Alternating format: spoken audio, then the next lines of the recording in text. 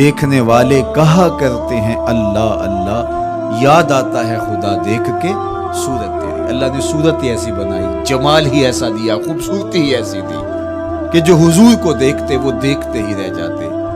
تو کتنے لوگ تھے کہ جنہوں نے محض حضور کو دیکھا، پھر اس کے بعد لب کھلے تو کلمہ ہی جاری ہوا۔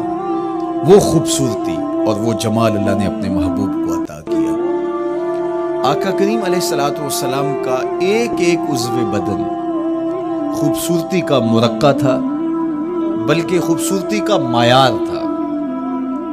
حسن کیا ہوتا ہے، حسن کا معیار کیا ہوتا ہے، جمال کسے کہتے ہیں، خوبصورتی کی تعریف کیا ہے، اعضائے محمد صلی اللہ علیہ وآلہ وسلم کا توازن دیکھ لو، تمہیں پتہ چلے گا کہ حسن کسے کہتے ہیں۔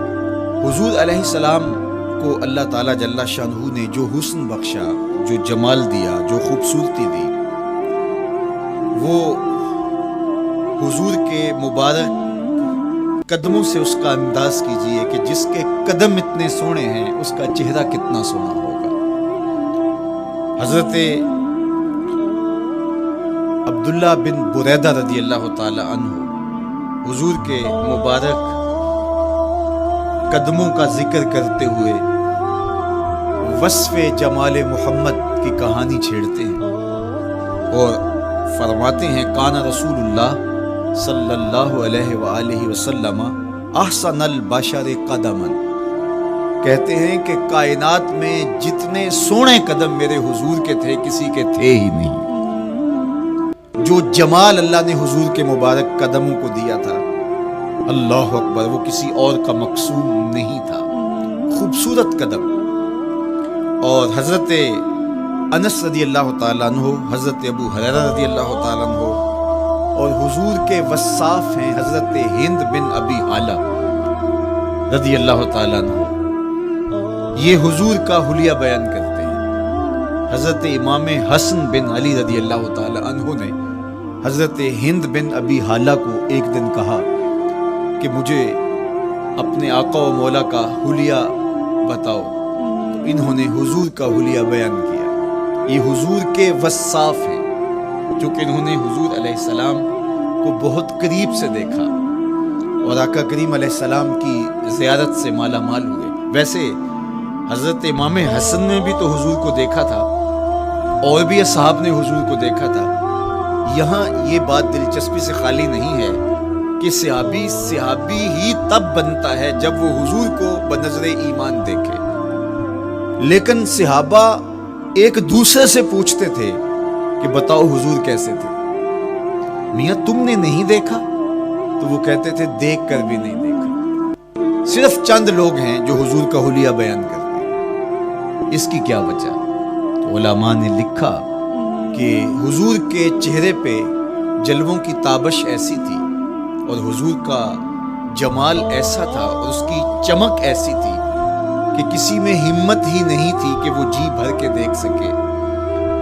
تو بعد میں ایک دوسرے سے پوچھتے تھے بتاؤ تم نے دیکھا تو حضور کیسے تھے؟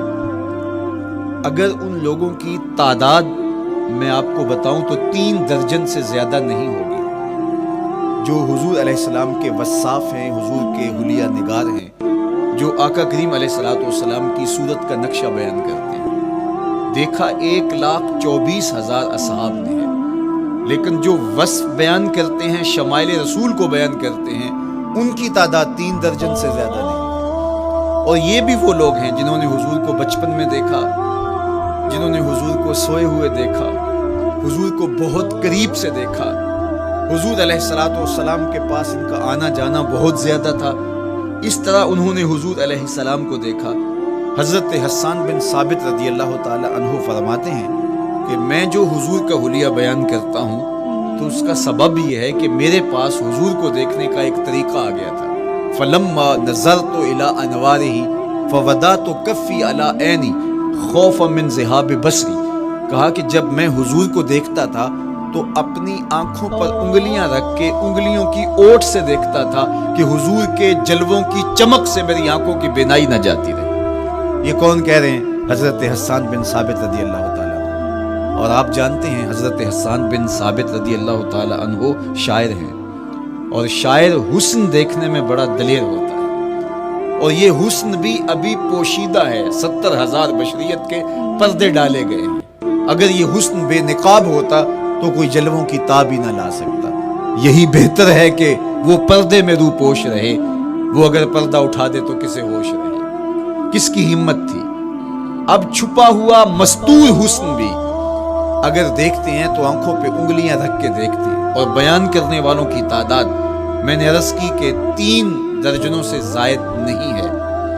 تو یہ وہ لوگ ہیں جنہوں نے حضور کو دیکھا۔ اب امام حسن پوچھ رہے ہیں حضرت ہند بن ابی حالہ رضی اللہ تعالی عنہ کو کہ آپ نے حضور کو دیکھا تو مجھے بتائیے میرے نانا کا جمال کیسا تھا۔ تو حضرت ہند بن ابی حالہ نے حضور کا حلیہ بیان کیا۔ تو جب حضور کے قدموں کی کہانی انہوں نے بیان کی تو حضرت ہند بن ابی حالہ نے کہا کان نبیو صلی اللہ علیہ وآلہ وسلم شسن القدمین والکفین، حضور علیہ السلام کے مبارک قدم اور حضور کی ہتھیلیاں پر گوشت تھے۔ یہ حضور علیہ السلام کے مبارک قدموں کا جمال بیان کرتے ہیں۔ اللہ اکبر۔ اور حضور علیہ السلام کے قدموں کے بارے میں امام ترمذی جو شمائل میں حدیث لائے ہیں اس میں انہوں نے یہ بھی بیان کیا کان رسول اللہ صلی اللہ علیہ وسلم مسیح القدمین، حضور علیہ السلام کے مبارک قدم ملائم تھے، خوبصورت تھے، کھردرے نہیں تھے، کوئی پھٹن نہیں تھی۔ عمومی طور پہ قدم پھٹ جاتے ہیں اور ایڑیاں بہت سارے لوگوں کی پھٹ جاتی ہیں تو وہ خوبصورتی باقی نہیں رہتی۔ تو وہ کہتے ہیں کہ حضور مسیح القدمین تھے، اور جب آقا کریم علیہ السلام کے مبارک قدموں پہ پانی ڈالا جاتا تو وہ ڈھل کے نیچے چلا جاتا۔ یہ تھا حضور کے قدموں کا حسن اور حضور کے قدموں کا جمال۔ اچھا، آقا کریم علیہ السلام کی جو مبارک ایڑیاں تھیں وہ زیادہ پر گوشت نہیں تھی، ان کے اوپر گوشت زیادہ نہیں چڑھا تھا، اس لیے کہ ایڑیوں کا زیادہ پر گوشت ہونا ایڑیوں کے حسن کو زائل کر دیتا ہے۔ حسن کا مرقع ہی جمال مصطفیٰ ہے، تو اس لیے اللہ نے ایک ایک عضو کو تراش کر کے بنایا ہے، بلکہ پوچھ پوچھ کے بنایا ہے۔ جس طرح حسان بن ثابت رضی اللہ تعالی عنہ کہتے ہیں کأنک قد خلقت کما تشاء، محبوب مجھے تو یوں لگتا ہے جس طرح آپ کے رب نے آپ کو آپ سے پوچھ کے بنایا ہے کہ محبوب بتاؤ کہ میں آپ کے اعضاء کو کیسے توازن اور کیسے حسن اور کیسے جمال دوں۔ تو حضور کی مبارک ایڑیاں یہ پرگوشت نہیں تھی، باقی حضور کے پاؤں پرگوشت تھے اور کوئی پھٹن نہیں تھی، بالکل نرم گداس اور بالکل جو ہے وہ ملائم تھے، اور جب پانی ڈالا جاتا تو پانی ڈھل کے نیچے 1 سیکنڈ میں آ جاتا۔ یہ اللہ نے محبوب کو حسن دیا۔ حضرت ہند بن ابی حالہ نے کہا کہ حضور کے مبارک تلوے جو تھے وہ درمیان سے اٹھے ہوئے تھے، ایڑیوں سے لے کر کے انگلیوں تک یہ تلوہ کہلاتا ہے، جو اس کا نچلا حصہ جو زمین سے مس کرتا ہے، اور اس میں جو درمیان والا حصہ ہے یہ اٹھا ہوا ہو اور بالکل پاؤں سیدھا نہ ہو تو یہ پاؤں کا حسن ہے۔ پاؤں کا بالکل سیدھا ہو جانا یہ پاؤں کے حسن کو زائل کر دیتا ہے۔ اس میں تھوڑا سا خم ہو، جب چلے تو انگلیاں اور پنجے کا جو ہے وہ آگے والا حصہ زمین پہ لگے اور ایڑی لگے، اور درمیان والا حصہ زمین پہ نہ لگے، تو یہ حسن ہوتا ہے کسی کے پاؤں کے تلوے کا۔ اللہ نے محبوب کے مبارک قدم کی پشت کو بھی حسن دیا، حضور کے تلووں کو بھی حسن دیا، حضور کی ایڑیوں کو بھی حسن دیا۔ سائل الاطراف، حضور کی مبارک انگلیاں قدرے لامبی تھی، اور یہ حسن ہوتا ہے۔ انگلیاں چھوٹی ہوں، ان کا قد پست ہو تو پاؤں کی خوبصورتی دکھائی نہیں دیتی، لیکن اللہ نے اپنے محبوب کی انگلیوں کو بھی ایک لمبائی عطا کر کے اس کو بھی ایسا جمال دیا تھا یار جو پاؤں کو دیکھتا رہے وہ پاؤں کو ہی دیکھتا رہ جائے۔ اللہ اکبر۔ اچھا، بعض احادیث میں آتا ہے کہ حضور علیہ السلام کے مبارک تلوے جو ہیں لیس لہا اخمس، یہ لفظ ہیں کہ وہ اخمس نہیں تھے، یعنی وہ درمیان سے اٹھے ہوئے نہیں تھے۔ تو اس کا کیا مطلب ہے؟ یہ حضرت ابو ہریرہ رضی اللہ تعالیٰ عنہ سے جو مروی روایت ہے اس میں یہ ہے لیس لہا اخمس، اور حضرت ہند بن ابی حالہ سے جو حضور کے مبارک تلووں کا حسن بیان کیا گیا ہے تو اس میں یہ بیان کیا گیا ہے کہ حضور علیہ السلام کا مبارک قدموں کا تلووں کا حسن یہ تھا کہ وہ درمیان سے تھوڑے سے اٹھے ہوئے تھے اور یہ خوبصورت پاؤں کا جمال ہوتا ہے۔ تو ان دو چیزوں میں علماء نے تطبیق کی ہے۔ اللہ ان علماء کی قبروں پر رحمت نازل کرے جو حضور کے حسن پہ، حضور کے جمال پہ گفتگو کرتے رہے، اور ایک ایک عضو پر انہوں نے کئی کئی صفحات لکھے اور کتابیں انہوں نے تحریر کی حضور کے جمال پر۔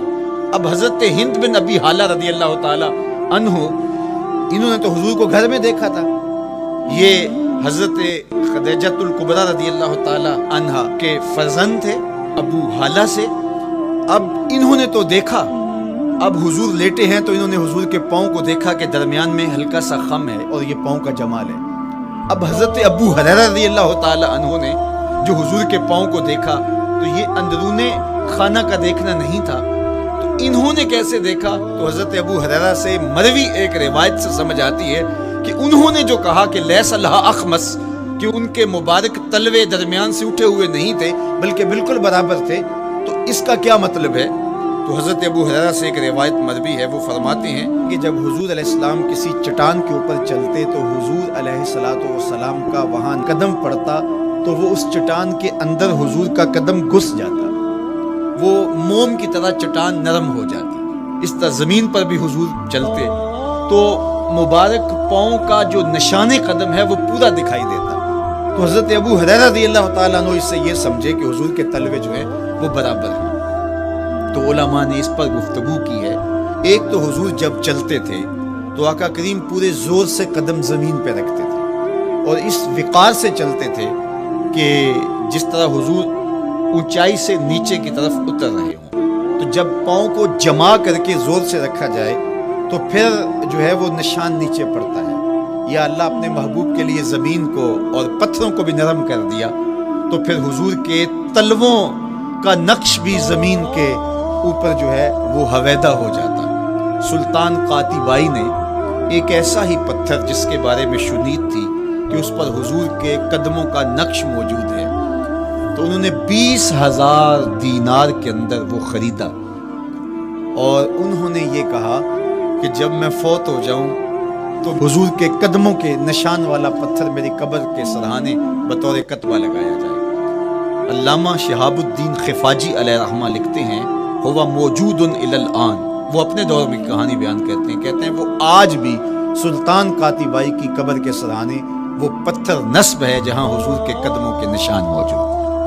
اللہ اکبر۔ تو آقا کریم علیہ السلام کے مبارک تلوے، حضور علیہ السلام کی کم گوشت تراشی ہوئی ایڑیاں اور مسیح القدمین، حضور علیہ السلام کے ملائم نرم گداز پاؤں، ان کا حسن اور ان کا جمال، اور آقا کریم علیہ السلام کے قدموں کی انگلیاں جو قدرے لمبی تھی اور ان میں جو درمیان والی انگلی تھی وہ زیادہ لمبی تھی، اس پر حضرت میمونہ بنت کردم رضی اللہ تعالی عنہا اس انگلی کا حسن بیان کرتی، کہتی ہیں مجھے شوق ہوا کہ میں حضور کو دیکھوں، تو اپنے والد گرامی کے ساتھ حجۃ الوداع کے موقع پر میں بھی سعادت حج پا رہی تھی، تو حضور کو ملنے کے لیے جب ہم پہنچے تو آقا کریم اونٹنی کے اوپر سوار تھے، ناقہ پر جلوہ فراز تھے، تو میرے میں ہمت نہ ہو سکی کہ حضور کے چہرے کو دیکھ سکوں۔ ایسا جلوہ، ایسا جمال، اللہ اکبر،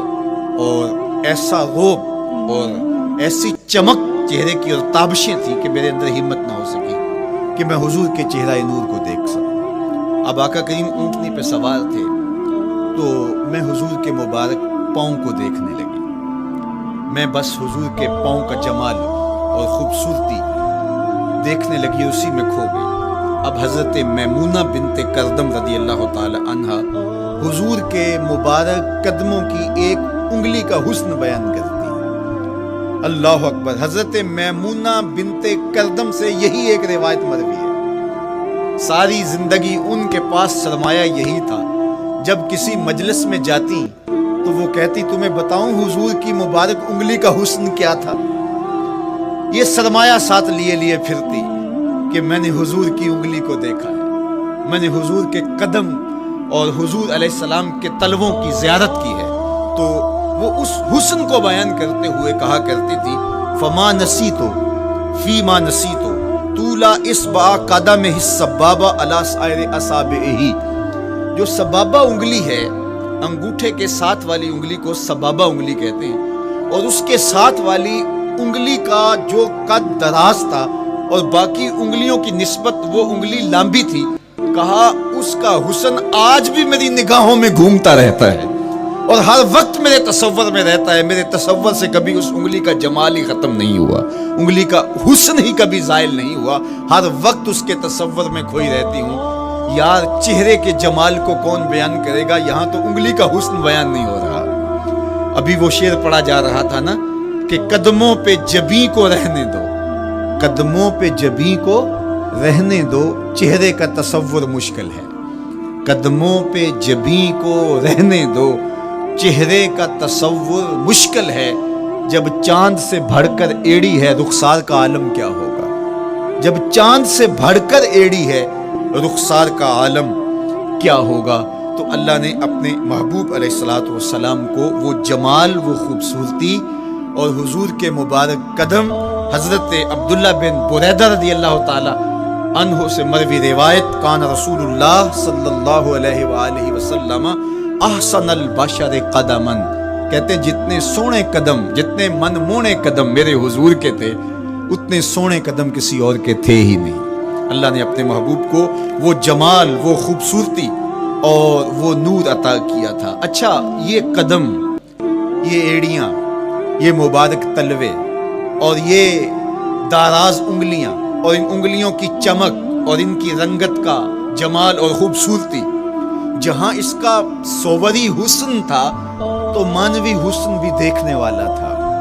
یہ قدم اٹھ جائیں، اللہ اکبر، تو تقدیر کے فیصلے ہوتے دکھائی دیتے ہیں۔ ان قدم کی اونچائی، ان قدم کی بلندیاں کہ عرش حق ان قدموں کے بوسے لے رہا ہے۔ اور میرے امام بولے، زہے عزت و اے طلائے محمد، زہے عزت و اے طلائے محمد، کہ ہے عرش حق زیر پائے محمد۔ قدموں کا حسن وہ بھی دیکھنے والا اور قدموں کی بلندی اور اونچائی اور اس کی شان و شوکت وہ بھی دیکھنے والی۔ اللہ اکبر۔ آقا کریم علیہ السلام حضرت ابوبکر صدیق کے ساتھ، حضرت عمر فاروق کے ساتھ اور حضرت عثمان غنی کے ساتھ احد پہاڑ پر تشریف لے گئے۔ یہ حدیث آپ نے بارہا علماء سے سنی ہے۔ احد کی چھاتی پہ جب حضور کے قدم آئے، اللہ اکبر، تو وہ خوشی سے جھوم اٹھا، مقدر جاگ گئے، بخت بیدار ہو گئے۔